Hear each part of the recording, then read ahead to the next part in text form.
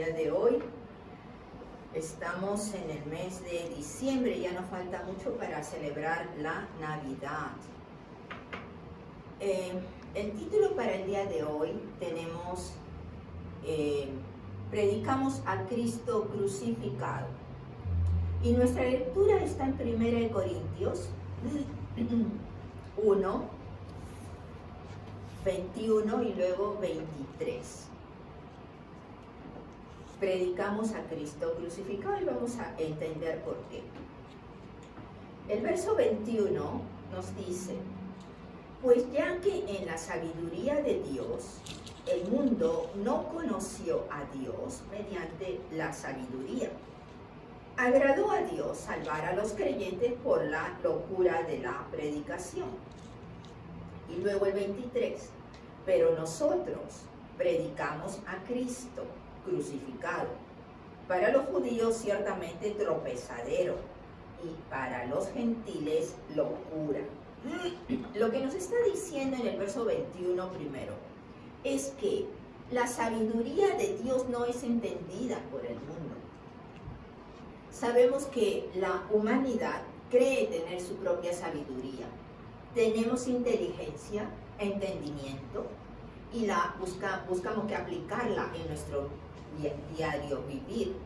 Pero la sabiduría de Dios solamente viene al creyente a través del Espíritu Santo.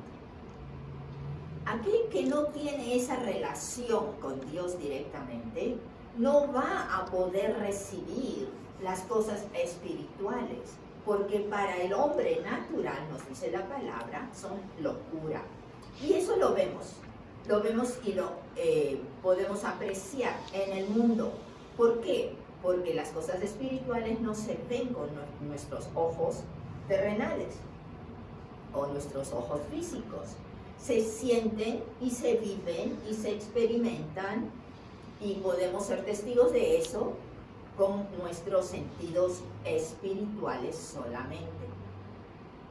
Cuando Dios quiere derramar su sabiduría a los creyentes, es cuando usa su espíritu a revelarlo en nuestras mentes, nuestros corazones, de diferentes maneras. La manera como nos relacionamos con Él, Él sabe la mejor manera y la más fácil de nosotros individualmente para poderle entender y recibir el mensaje. Entonces nos dice en el verso 21 que de esta manera es como Dios se mueve dentro de su sabiduría, y que Él se agrada y se agradó desde tiempo atrás buscar que salvar a los creyentes de esta manera. Salvarlos como sabemos que la única salvación viene a través de Jesucristo, a través de su sacrificio. Por eso, como es locura que alguien muera para salvar a toda la humanidad, esa es la sabiduría de Dios, que no es entendida ni recibida por la humanidad en general, solo por los creyentes, por aquellos que lo recibimos por fe. Y en el 23, como nos dice el apóstol Pablo, y nosotros todos los creyentes seguimos declarando y predicando a Cristo crucificado, porque es la única manera de nuestra salvación. Jesús viene al mundo a nacer con un propósito. Dios Padre le prepara un cuerpo especial. Toma la humanidad a través de ese cuerpo, pero su propósito es morir más adelante por la humanidad, para ofrecer la salvación a todo aquel que quiera recibirlo, a todo aquel que quiera hacerlo Señor y dueño de sus vidas, entregarle y someterse a su voluntad.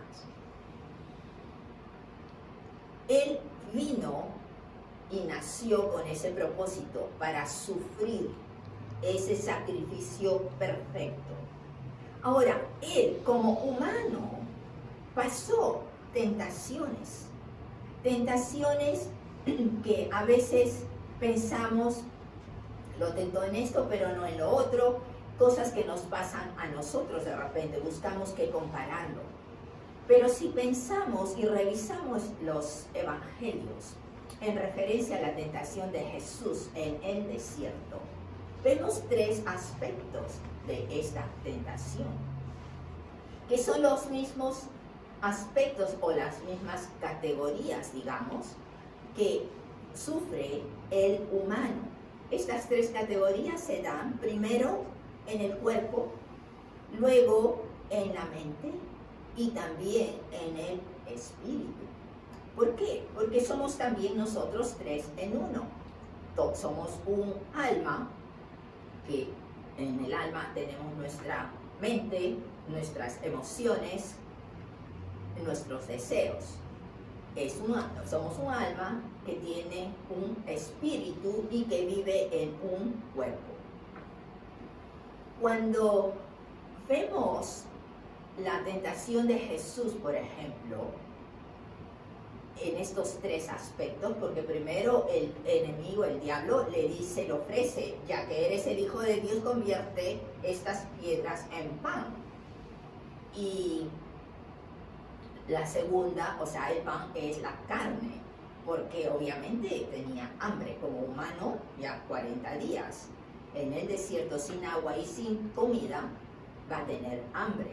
La segunda fue de la que lo llevó arriba del templo, en la parte más alta del templo, a Jerusalén, y le dice que se aviente, que se tire, que no le va a pasar nada, porque Dios ha de mandar a sus ángeles a que lo sostengan y que no se va ni a arañar ni golpear. Entonces lo estaba tentando en su deseo, en su mentalidad, en el conocimiento. Y luego lo lleva a la cumbre de un monte para enseñarle todos los reinos de la tierra y su gloria. Cuando sabemos que Dios es la autoridad y el que los ha creado también. Es el mismo caso que nos presenta Primera de Juan 2:16, en donde también nos dice que somos tentados en las mismas categorías. El mundo nos ofrece los deseos de la carne, los deseos de los ojos, quiere decir lo que tus ojos miran y lo que tu corazón va a querer, y luego la vanagloria de la vida. Pero nada de esto proviene de Dios Padre, sino del mundo. ¿A qué vienen estas tentaciones? Estas tentaciones es porque Jesús va a sentir y va a saber en carne propia lo que el humano pasa. Cuando él está orando al Padre en el jardín de Getsemaní antes de su crucifixión, como humano le pide, Padre, si es posible, pasa esta copa de mí, pero que se haga tu voluntad y no la mía. Como humano es obvio que él sabía lo que venía, pero no quería llegar allí.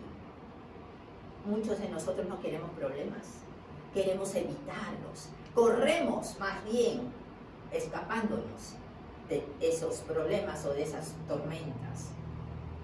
Pero el sometimiento a la voluntad de Dios, eso es lo importante y la enseñanza para cada uno de nosotros.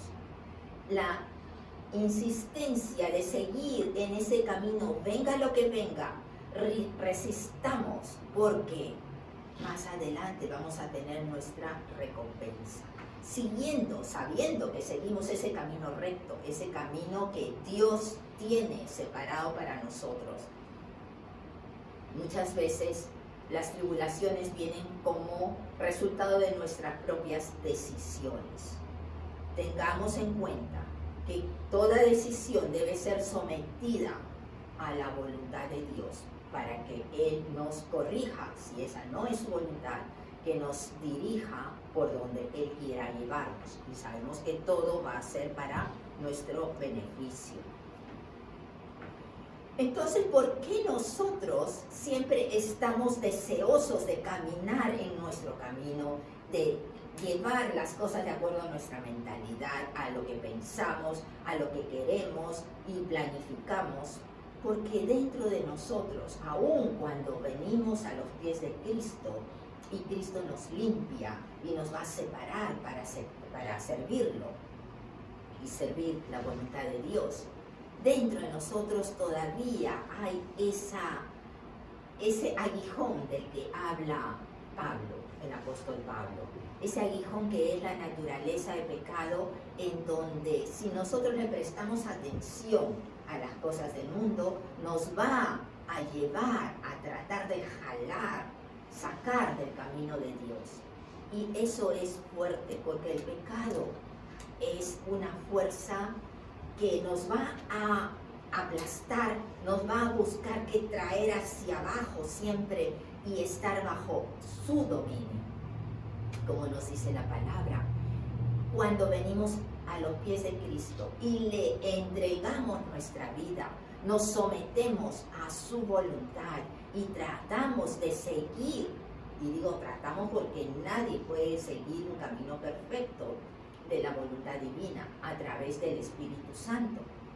Cuando tratamos de seguir su guía, la guía del Espíritu Santo, es cuando entonces vamos a ejercer lo que la palabra nos dice en Romanos 6:14, cuando nos dice: el pecado ya no tiene dominio sobre ti. ¿Y por qué? Porque estamos bajo la gracia de Dios. Ya no estamos bajo la palabra, la ley escrita, las regulaciones de las iglesias o las denominaciones. Ya no tenemos que agradar ni seguir esas instrucciones de hombre, sino del Espíritu Santo, del Espíritu de Dios. ¿Por qué? Por esa relación que tenemos con Él. Porque vamos a poder recibir, oír, ver el camino. Nos dice la palabra que el Espíritu Santo nos ha de revelar cosas por venir. Quiere decir que nos va a declarar el resultado de una decisión. Pensemos en eso.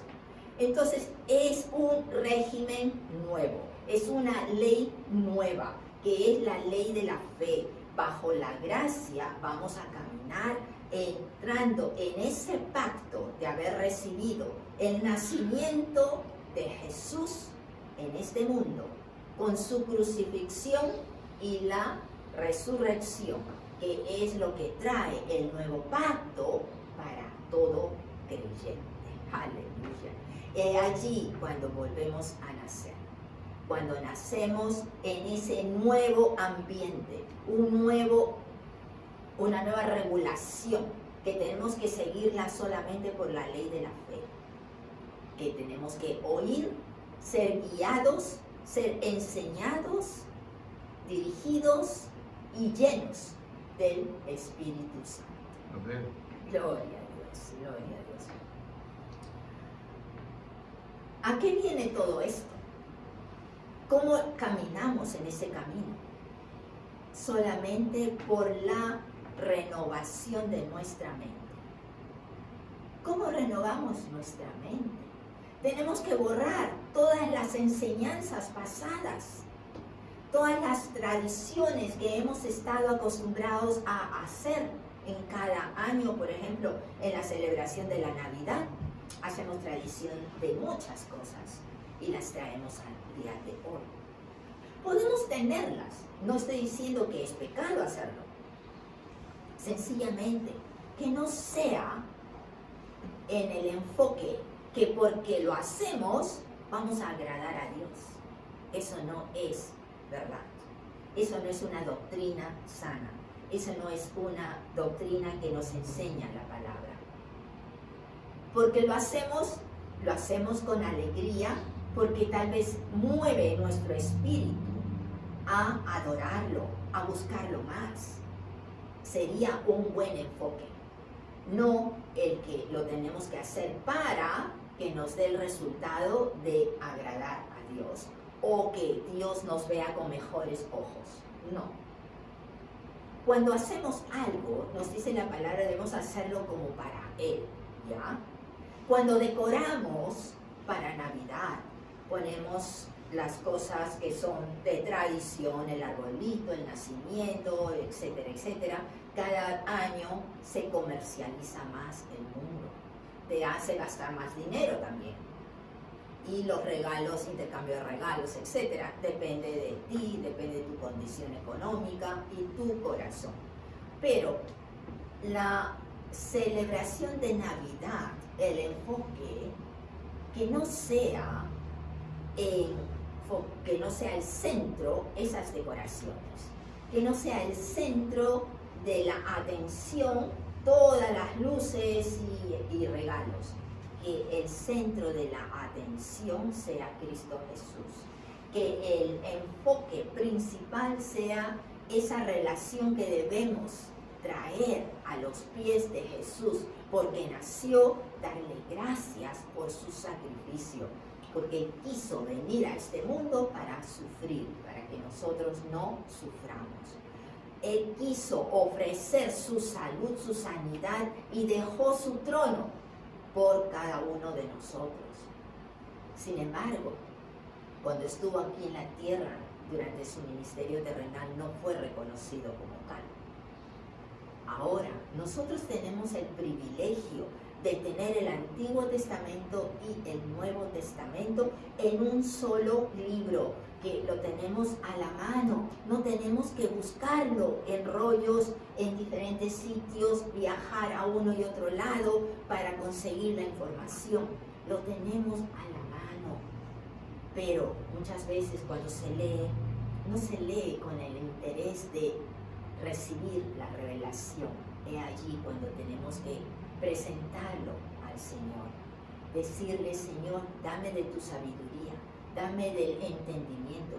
El libro de Santiago nos habla y nos dice de que debemos pedir si no la tenemos. Entonces no dejemos de pedir, no dejemos de pedir que derrame sobre nosotros eso que nos falta, para recibir más de Él, para llenarnos más de Él, para poder hablar más de Él, que llene nuestras bocas, que llene nuestros corazones de su presencia, que podamos reflejar esa luz que es Él. Aleluya, aleluya.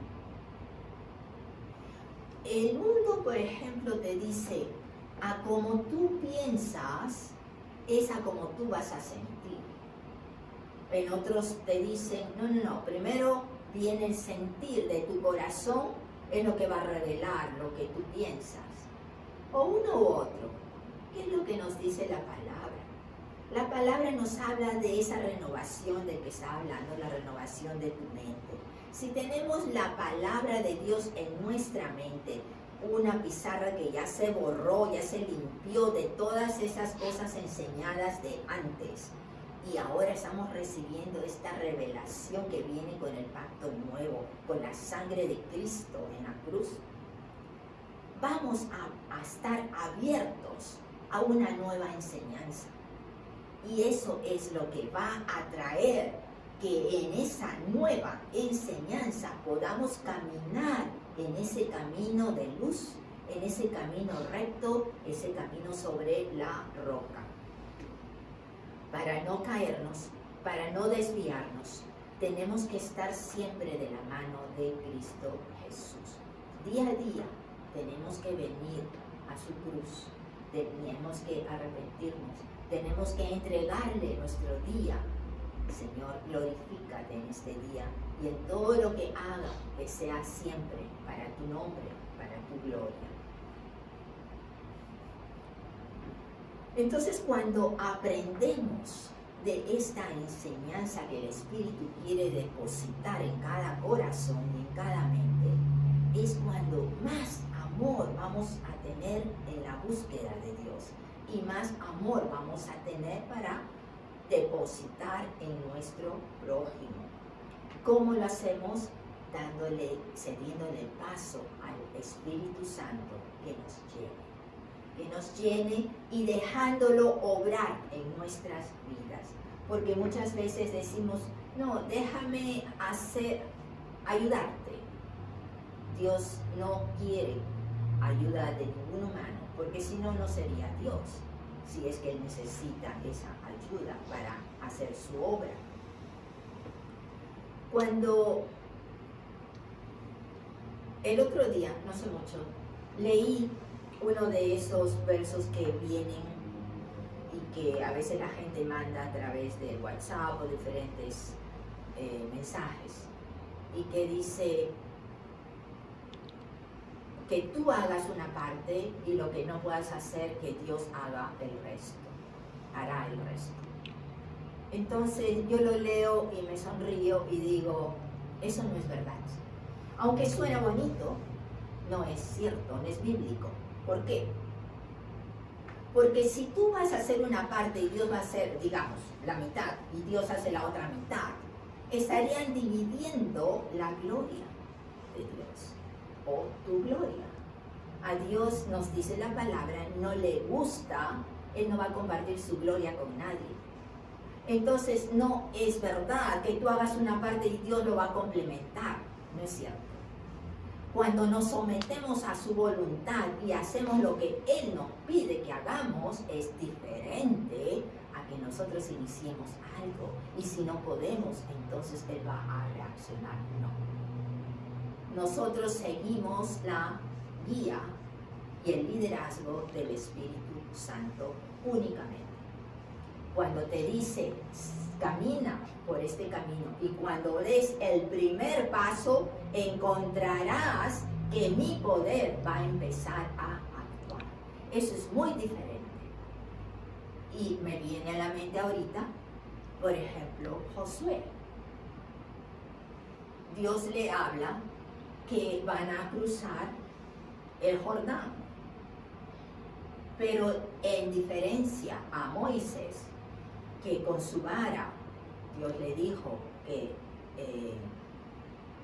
lo ponga frente al mar rojo para que se abriera. A Josué le dice, cuando los levitas empiecen a entrar al río Jordán, es que las aguas van a partirse. Pero entonces está demostrando obediencia, está demostrando fe, está demostrando sumisión, y que aunque no sabía la extensión a donde le iba a llevar esa obediencia, lo hizo. Al hacerlo, los levitas, cuando empezaban a caminar hacia el Jordán, es cuando el río, las aguas se abren. Es allí. Entonces, cuando por nuestra fe nos sometemos a la voluntad de Dios y actuamos a la medida que Él nos pide que actuemos, sea poquito, sea un poquito más grande, un poquito más, pero es de acuerdo a su plan, de acuerdo a su palabra, de acuerdo a su orden, no a la intención nuestra, no al deseo nuestro, no a la mente nuestra, ni a nuestro plan. Entonces es cuando Dios va a actuar, y es allí donde su gloria y su poder se va a manifestar para la gloria de Dios. Jesús entonces nos da este nuevo pacto, nos da esta nueva ley, nos da este nuevo régimen por el que caminamos, por el que somos bendecidos, por el que vamos a tener una nueva enseñanza y un nuevo deseo de seguirlo y seguir hablando de Él. Porque como hablamos de Él, esa viene a ser la gran comisión para todos, no solamente aquel que está detrás de un púlpito. Compartimos las experiencias, compartimos y venimos a hacer un testimonio de Él para la honra y gloria de Él. Y así todos sus santos, que somos todos los creyentes, vendremos y vamos a formar ese cuerpo de Cristo con firmeza, caminando bajo un espíritu, caminando bajo sus enseñanzas y guía a como Dios quiere que sigamos. Con el favor de Dios seguiremos adelante, seguiremos predicando y la próxima semana tendremos el servicio de Navidad porque ya es el 23. Dios nos bendiga y hasta pronto. Bendiciones.